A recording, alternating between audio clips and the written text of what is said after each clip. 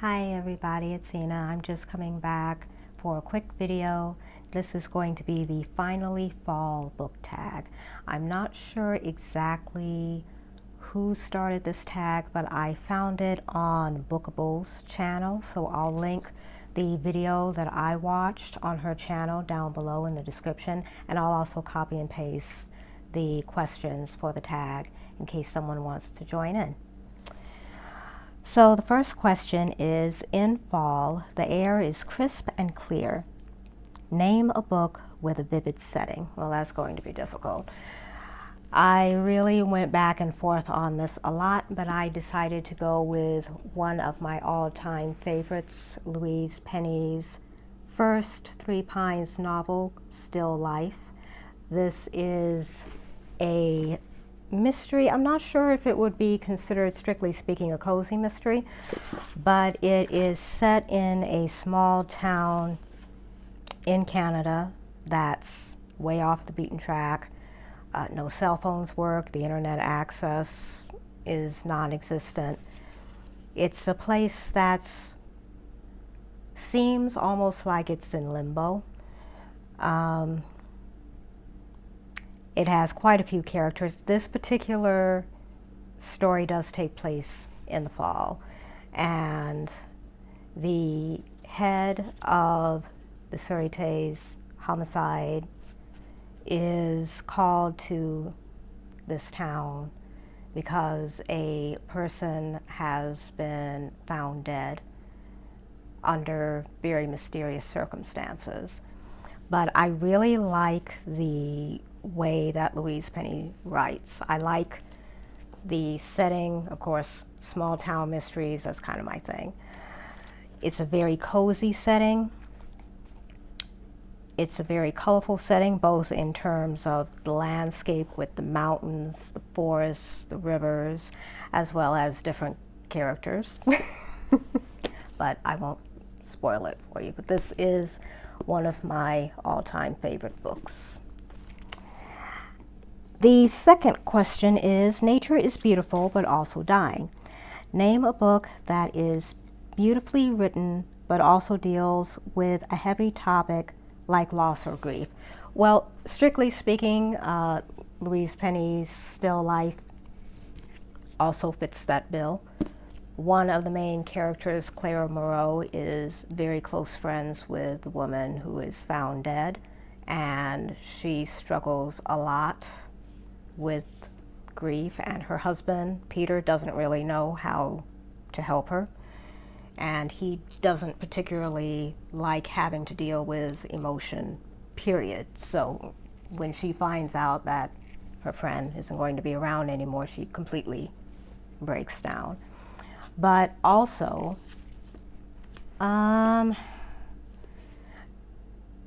strictly speaking, this is not a story, but I decided to include it anyway. John O'Donohue's To Bless the Space Between Us. It's a book of blessings. And I chose this because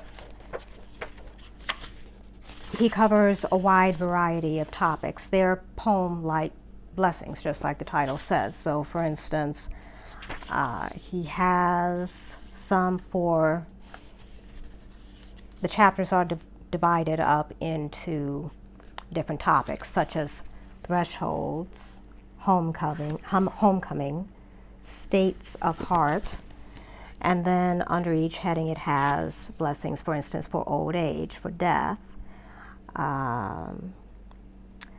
for an addict, for failure, for grief, for the death of the beloved, for the death of a loved one, for someone who did you wrong after a destructive encounter, someone awakening to the trauma of his or her past, for the breakup of a relationship. So I like this book. I feel like it's a good read, even if you're not really into poetry. It's nice. I find it soothing. It's a soothing book. Fall is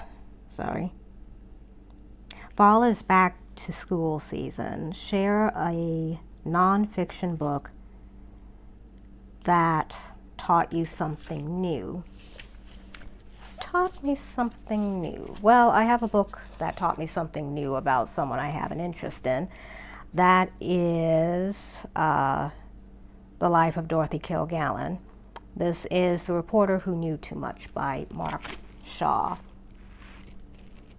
And the subtitle is The Mysterious Death of What's My Line TV star and media icon Dorothy Kilgallen. This seems to be a very well-researched book. I like the way that he writes. Even though I'm not all that big on biographies, this was actually what really got me to reading more nonfiction as opposed to just fiction, because usually I just read fiction. But it's very, he doesn't try to draw absolute conclusions and say without a shadow of a doubt this is what happened, because he can't do that.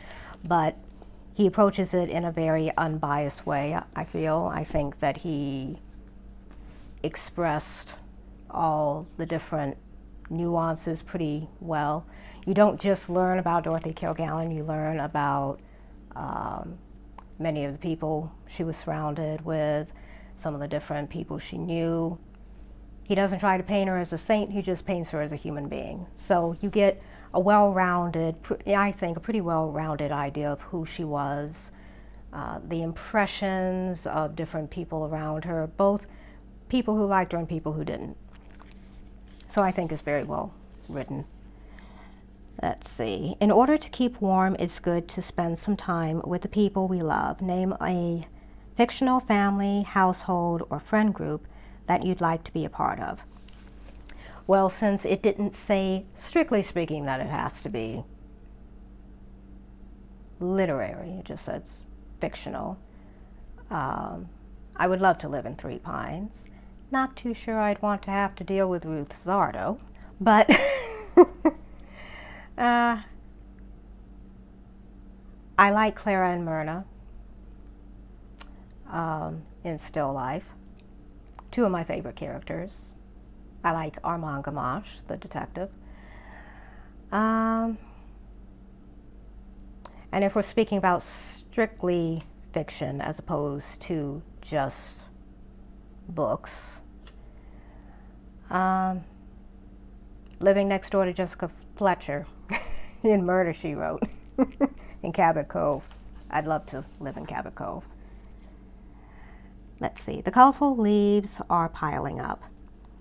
Show us a pile of fall-colored spines. Well, I don't have a pile of fall-colored spines. Not really. I mean, but I do have, this is a cover for another Louise Penny book. This is one of the latest ones that I've gotten. I haven't read it yet. Far from the Maddening Crowd. Madness. No, I'm sorry. That's a different book. The Madness of Crowds. But the title reminds me of Far from the Maddening Crowd. That's, oh, let me get it here. I love all that color. Yeah.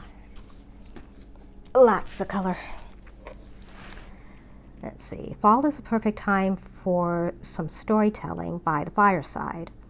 Share a book wherein somebody is telling a story. This was a little bit difficult. Because there are several that technically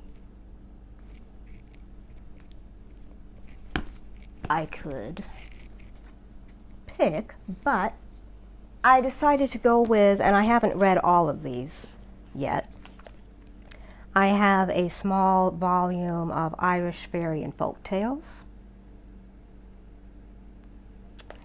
and Voices of the Winds, Native American Legends. This is by Margot Edmonds and Ella Clark. So this is a collection of different legends, and it does have some drawings and illustrations of artifacts.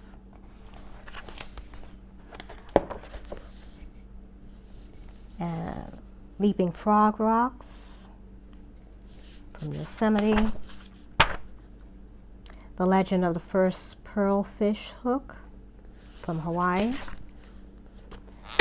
So I think these would be interesting because they're collections. Let's see.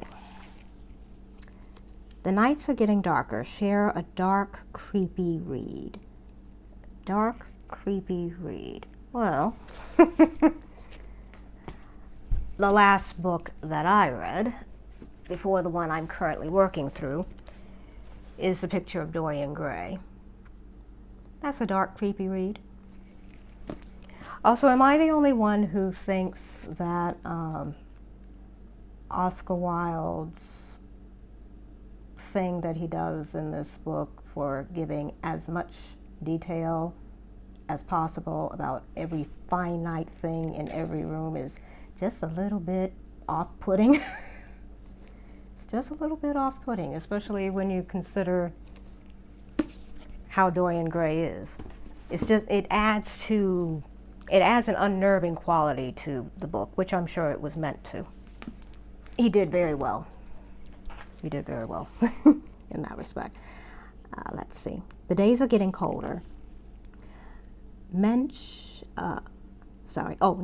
a short, heartwarming read that could warm up somebody's cold and rainy day. Well, I haven't read every story in this, but this is a collection of James Herriot's cat stories. I like James Herriot. I've read some of his books before. It's been a while. But this is the only copy of anything he wrote that I currently own. I like the story about Oscar, the socialite cat. He's a cat who keeps disappearing, and they can't figure out why. And there are illustrations in the book. And then there's another story in here about, I don't remember the name, but there's a female cat who's pregnant with kittens, and he has to rush her into the vet to perform a C-section. So I like these stories, and I like the way that James Herriot writes. Let's see. Fall returns every year. Name an old favorite that you'd like to return to soon. Well, I can't get it out because it's packed away right now, but one of the books that I read when I was little, it was actually the book that got me into poetry, is called The Mouse of Amherst. It's a fictional story surrounding the life of Emily Dickinson, who is one of my all-time favorite poets. I'd like to get that out and read that again,